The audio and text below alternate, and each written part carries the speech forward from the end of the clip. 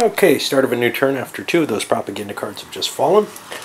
The cartels opened up with this Darien card. Using a border sanctuary, give them 2 bases in Panama. A sweep can't be done there to flip, well, a sweep won't flip any guerrillas there, but you can still attack the bases if there's no guerrillas there. So I may want to get a cartel guerrilla there at some point. But the event seemed too good to pass up because I'm pumping this higher, making myself further and further in the lead, making it more difficult for someone to take me down. If a propaganda card comes up very quickly, I probably can get a victory as the cartel because of this. On the other hand, the AUC took the next action. They get a full action because of the event. And what they chose to do was a move action. I forgot to do my extort portion of that I want to take. But largely they're moving onto the roads. They're planning on getting themselves into a position where they can start doing a terror operation. And then, well, they can do these assassinations. But they have to actually set up for terror. Terror is kind of difficult. They have to have a significant number of guerrillas over the number of police, I believe. Let's see. Not really. And that'll affect aid ratings and the like. Anyway, that dumps these. This should be here. And we got our new card. Oh, I've got to do my my extortions before I draw that card. I definitely do want to do them. Let me see. It's anywhere where I have underground guerrillas and outnumber the enemy, which includes here. I'll just pick them off. So I had to look something up. The adjacency rules in this game are a little different than I expected. I thought blocking the roads, that these were essentially a space between spaces. They sort of are, they sort of aren't. In the adjacency rules, departments separated by a line of communications are adjacent themselves. So some of these actions which allow you to move onto a road and then further for the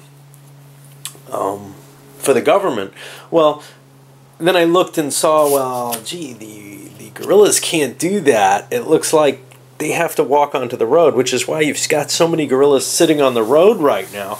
Well, they don't have to. They can cross the road, as you would think they should be able to do. It just wasn't apparent to me, so I've been kind of playing that wrong. No big shock here. But the reason I was looking it up was, geez, I want to hit Ecuador here, but the only spaces adjacent to it are these roads. What's going to happen there? And yeah, there's a lot of little weird things here with this system that, you know, new thoughts and ideas that really haven't been expressed in many other games. And it's hard to get a grasp on them all. There's no question of that.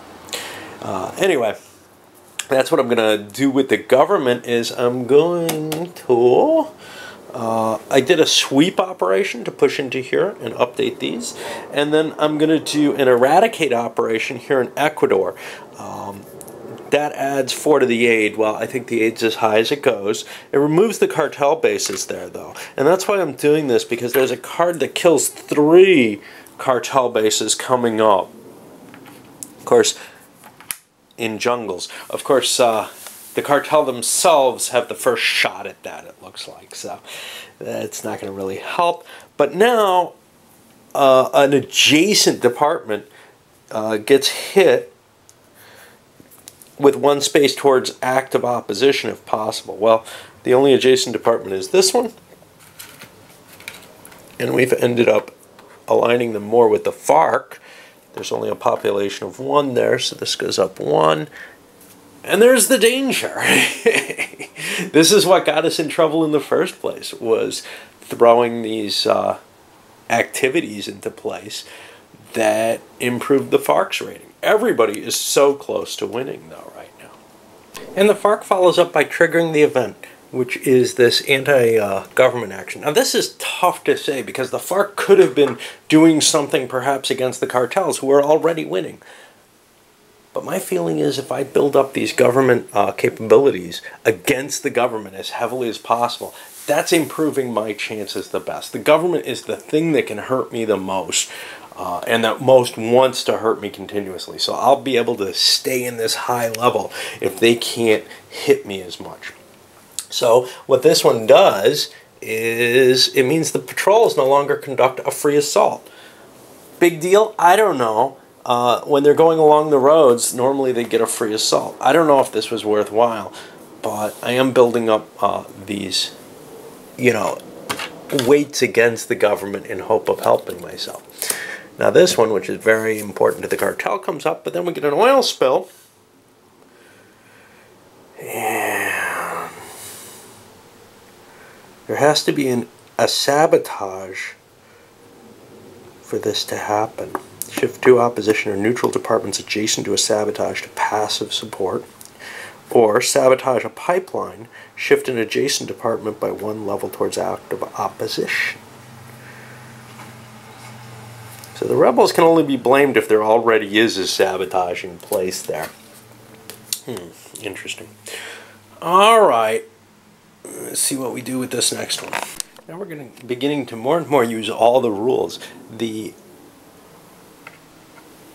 cartels didn't want that event to happen.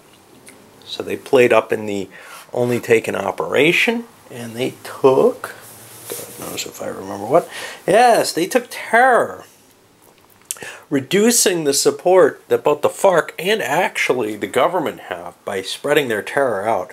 They hit it in locations with opposition as well as in areas with support. They don't want either side to be getting their victory conditions. So getting rid of the public support for either side is the obvious answer. And there are a lot of terror markers, which make it harder now for civic activity or the FARC to foster real opposition to happen. And then the AUC had really the option of a card they're probably not going to get to play, because the two top players are coming out of the ineligible factions box. So they did something minor. They're also setting up for terror, pushed one unit into here. If they had put more in, their march rules would have exposed the units, so they could only slip one in, but one in there is enough that if they do a terror operation, they can do assassinations and kill off some of the FARC bases, which is their way towards victory because they've got all their own bases on the board. They've got a kind of hard row to sow at this point because they've got a difficult time getting into places. I wouldn't be along these roads if I hadn't screwed up the rules, but that's okay. They can, I don't know, extort the roads, which they did, and they can also sabotage the government's income with them, which might be helpful, but I don't know. The government doesn't seem to be running through money at a high rate. Some of their capability chits have reduced the cost because it seemed so important earlier. Well, now the government has lots and lots of money and less use for it. They're not, their chits aren't necessary, their plays aren't necessarily as expensive, and also they don't have anyone they really want to bribe to do anything anymore. That may change, but right now the cash isn't really being spent at the rate it perhaps will be coming in. So oil spill lines up next, and Zona de Convivencia. Government gets a FARC zone in the mountain, or no, places a FARC zone in the mountain. Two adjacent neutral spaces go to passive support if possible. And the executing faction remains eligible past this card. That's an interesting card. A FARC zone for free. I could essentially drive the government out of an area of their choosing, of course, which will probably mean something like up here where the FARC really aren't close, but it does give something interesting. However, it shifts to passive support. Wow, that does all kinds of interesting things. Oh, it's got to be neutral spaces. Yeah, there aren't a lot of them. I don't know what this is gonna... I don't know who's really interested in this event, but if the event does anything good for you, it's kind of nice. It's a nice pass as opposed to, you know, maybe just taking a resource or something. Let's see. The government chose to do a massive assault action. Now, they have cheaper assaults, only 1 per. They used the Black Hawks for an airlift to drop into here, and they hit everybody. They hit FARCs, or sorry, cartel units in the cities. Just, you know, at $1 per space, it seems so worthwhile. But they also ended up hitting the AUC here. They hit the FARC over here. They're just wiping everything out. Now, right now, they knocked the cartel under victory conditions. The FARC is well under. And the AUC, though, is ready to win at this point. So people have to be kind of careful because of that. And now, the FARC ended up using the oil spill event over here, knock out this big $3 one, and give themselves some passive support, improve their own standing. You know, they don't want to take on the AUC if the government's letting them win. They're going to kind of let the government have to deal with the problem that they're creating there. Although the government did deal with it in terms of pounding in there, and they're looking to the possibility maybe of building a base there at some moment. I don't know. They have a number of places, for example, here where they need to perhaps build a base so they can keep their troops or something. It's just, there's so many different little pieces to remember and figure out what you want to do at any given time. Developing a coherent strategy on this first playing is really tough. And now, yeah, we're getting this interesting weird card that's sort of a pass. And coming up, crop substitution. Replace cartel's bases with police. Woohoo! Yeah, that's interesting. I bet you the cartels want to play this, or get rid of this. FARC proposal allotted shift department with cartel's base by 2 levels towards active opposition. Well, that's something the FARC would probably really like to do. If they can find a place with cartel bases that is neutral. Otherwise, they're only getting 1 shift, which might be cool too. Well, we'll see. Yeah, the cartels got to think what they want to do. Well, one way or another, the cartels want the crop substitution card option. Assuming, of course, that the FARC doesn't take it. But they weren't interested in this card. So they took a pass and took $1 for it. The AUC took their full activity and they went for terror plus assassination. Wiped out a couple more FARC bases. The terror, they were able to decrease support on either side. And I decided, by the way, one thing to note, there's multiple terror markers here. That's because each one has to be removed by like a governance or building support operation. So it becomes a harder job to restore an area to anything other than neutrality if it's terrorized. I recounted all the values, and I had fallen behind on some of the shifts, I guess. Although I found a strong opposition counter kind of floating around here. I don't know what it was from. Maybe it bumped out of something or whatever. I don't know. But whatever, it changed. You know, I mean, a game like this, even though it's a pretty solid, you know, competitive experience, is also kind of representing something, and who knows what happens, you know. If a piece gets bumped or something, it's like a war game. You can kind of write it off. And yes, I'm misusing my overflow marker here by making a little bridge for people to stand on. I just can't understand if there's a marker on the board, I think. Anyway, the supports are quite low, especially when, you know, with the FARC counting in the bases. They're not doing well at all here from my count. I hope I didn't miss something, but I think I counted everything. It's more likely that I missed things and that the values were lower because of that. Now, I was going to say something and I don't remember what. Oh well. We'll bump these. The powerful crop substitution. And another propaganda. And it looks good for the AUC at this point. Everybody's going to have to work their asses off to stop them from winning. Nobody else is close. Well, I think I screwed up. The FARC went first. And they took a rally action. Built themselves 2 bases. So they would have been at 3 here. Well, they would have been at 2 bases. Now they're at 4. So I don't think it actually matters. At 2 bases, with 2 additional bases, they're getting close. They only need to get rid of 1 AUC base, but I can't see a way to get rid of it. Anyway, they did that, and they did an extortion. Now, they could have played here or here. They didn't have to do the extortion, but either way, it's only a limited opportunity action, a limited opportunity for, or operation for the remaining faction, and they don't get a special activity with it. There was no way to do that except by triggering the event. The event doesn't add anything. Let's say they passed or triggered the event, which doesn't help, or I don't know what else. So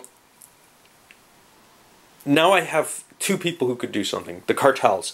Well, if the cartels were going first, they could do a bribe action, hit 3 spaces, and wipe out a base in each case. Okay? Well, that would drop this down to 3. But, or no, it would drop them down to 2 if I hit 3 bases. And that's where I screwed up. I could have held off with the FARC and not build those bases, and the game would still continue. But I'm going to end it here because I think this does kind of show the kind of, you have to be working together and all watching and trying to figure out, wait, I could beat that. Very much like something I just played, Phil Eklund's new design, Pax Porfiriana or whatever. But this, it's all open and easier to see. That it's all open, but the cards make it hard to see how to work together to stop someone from winning. It's a weird kind of situation because, hey, if I went and did my action, should we roll it back? It's not like anything, really happened there. All right, I think we can end. I think I can roll this back, actually. So that's 1, 2, I think 4 bucks that I pulled. 1, 2, 3, 4. If I pull him back, he gets a buck back, or off. Let's see what we do. That's 4 of those, and now I built some units here. That would be 3 of these. I spent in 3 areas, so that gives me 3 back. I'm undoing the FARC action because it would have ended the game without a problem. Now, this is always a question. If you see that you made a mistake like this, should you be able to take it back? Well, I mean, the game ended, right? It shouldn't have. If somebody had pointed it out, it wouldn't have. So, well, I'll keep going because I'm having a good time with this system, and I want to get a little deeper into it. So now, and I don't know what the FARC are going to do. They may trigger the event if they've got some advantage from doing so. This one as well. So I believe I built bases here and here. And, this is the problem. I really kind of wanted to build these bases. We've got the propaganda coming up. Nobody's going to hunt the FARC, so I'll do them like this. Okay, so that's where we were. And instead, the FARC... See, I don't want to screw up again, but I don't think both players get to do something. And for the for the government player... got to be careful. They're not really able to do much. They're not set up to assault the AUC, which is what they really need to do. They can airlift in and wipe out 1 base. 1 base isn't going to do it. Okay, so let's take a look at the next option. If the government player can't do anything, I might as well do this with the FARC. And I'm going to shift a department with cartel's base 2 levels towards active opposition. That sounds good. Let's look for a place with a cartel's base. One cool thing is this kind of goes into a pass situation, and I don't think there's a cartel's base I can shift to. Oh, there's one right here. So I will take that and take myself 2 base markers, and that's fantastic. Okay. Now, that is a trigger though. That's the event. So I kind of have to mark that this way. It's just I'm not going to go into the box. Not that I would anyway, so no biggie because we're at the propaganda card after this. The next player, the next player to go is the cartel, and they want to do their bribery action. And their bribery action allows them to hit 3 spaces. It's going to cost them $9. It's a painful price. They're going to hit 3 spaces. And I don't know what their operation is going to be. I'll look at that in a moment. They need to do bribe. They can do that with anything. And they can remove a base from each one. There doesn't seem to be any restriction on it. Couldn't hit this twice though. So there we go. And I don't know what I want to do with them. Let me think for a little bit. Okay, alternate ending here, right? I don't want to do this. I had to look up the victory margins, and this is a real kind of gripe here. They give, it could be very easily stated, but they give this, the victory margin, has reached its goal, -0. If not, see the playbook's tutorial for a full example of victory determination. Well, here's the question. How much does money count the same as everything else for the cartel? Is every buck of resources that they're over their 40 that they need equivalent to, say, a whole base? Because if it is, it should be pretty easy for the cartel to win here. And now the question comes, can I break my limit? Can I get a positive value? I don't know what it means if I've got many over and some under, but I would say if you don't meet your minimums and someone else does, you can't win, even if you've got some overage in some other operation. But from the playbook, buried somewhere in the playbook is the only example showing, yeah, it's in the tutorial, not in the rules itself, showing that, yeah, money seems to count 1 for 1, which seems a little weird to me, but okay.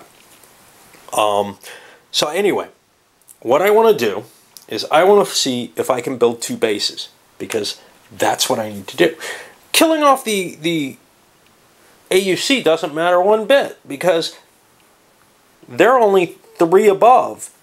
I got 19 above my money, so if I can get the 2 bases, I've got this from my reading of this, which means I want to do a cultivate activity. Okay, well, cultivate's going to be here and here. Right? Because these are places where if I get a shipment, I can get a new base. Okay?